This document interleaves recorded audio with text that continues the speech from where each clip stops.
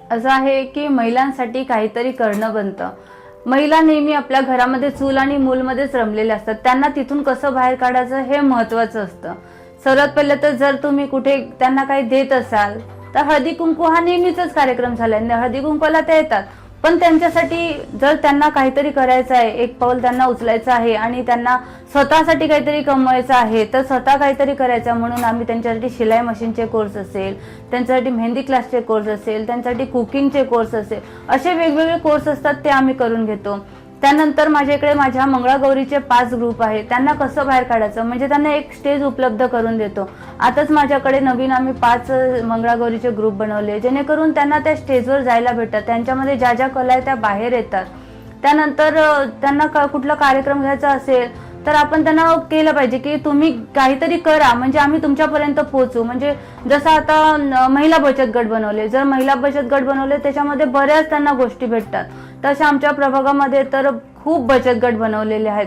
त्याच्यातून त्यांना जर काही शिकायचं असेल, म्हणजे एक ग्रुप 11 जणीचा बनला तर त्या ग्रुपमध्ये त्यांना कुकिंगचं शिकवलं तर सगळं सामान त्यांना भेटतं, त्याच्यानंतर त्या कुठला पण उद्योगधंदा ते करू शकतात। जसं शिलाईचं असेल तर आता जसं ज्या महिलांना शिलाई मशीन शिकायची असेल अशा महिलांना आम्ही शिलाई देतो, शिलाई मशीन देतो। जशा घरघंटी आहे, मसाला कांडप आहे, वाता बनवायच्या ज्या मशीन आहेत ते आहेत, तर अशा वेगवेगळ्या गोष्टी आम्ही त्या आमच्या वार्डातल्या महिलांना देत असतो आणि या महिलांसाठी काहीतरी देणं बनतं। आणि एक मी महिला आहे म्हणून या सर्व महिला माझ्याजवळ येतात आणि मन खोलून माझ्याकडे बोलू शकतात, काही त्यांच्या घरातल्या समस्या असेल त्या सुद्धा त्या मला सांगतात।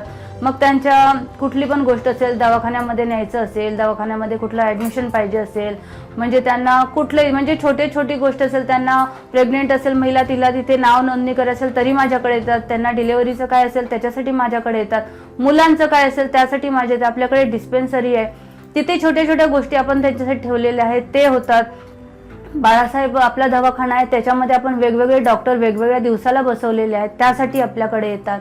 अशा कितीतरी ज्येष्ठ नागरिक आहे त्या महिला येतात, त्यांना काय काय गरज असते, काय काय गोष्टी लागतात त्या येतात। जे ज्येष्ठ नागरिक आहे बाकीचे तर त्यांना मोत्याबिंदूचे ऑपरेशन असेल किंवा त्यांना कानाची मशीन असेल किंवा इतर काही गोष्टी असेल, त्यांना वॉकर पाहिजे असेल, टॉयलेट खोली खुर्ची पाहिजे असेल किंवा व्हीलचेअर पाहिजे असेल, तर अशा बऱ्याच गोष्टी, कारण आम्ही त्यांच्या घरातला एक हिस्सा आहोत, आम्ही त्यांचे कुटुंब आहोत म्हणून ते आमच्याकडे येतात आणि त्यांच्या घरातले प्रत्येक गोष्ट आमच्या बरोबर ते बोलतात आणि त्यांना समाधान भेटेल असंच आम्ही त्यांना उत्तर देतो। आणि त्यांना आपल्याकडे म्हणजे आमच्याकडे जादू असं नाही, पण आम्ही त्यांच्या घरातले आहोत आणि आपल्या सदस्यांचं ऐकून घेणं आणि त्यांच्यावर चांगलं काहीतरी सजेशन देणं हे आमचं काम आहे आणि आम्ही तेच करतो। म्हणून ह्या वार्डातले सगळे लोक आम्हाला त्यांच्या घरातले मुलगी म्हणून असंच समजतात।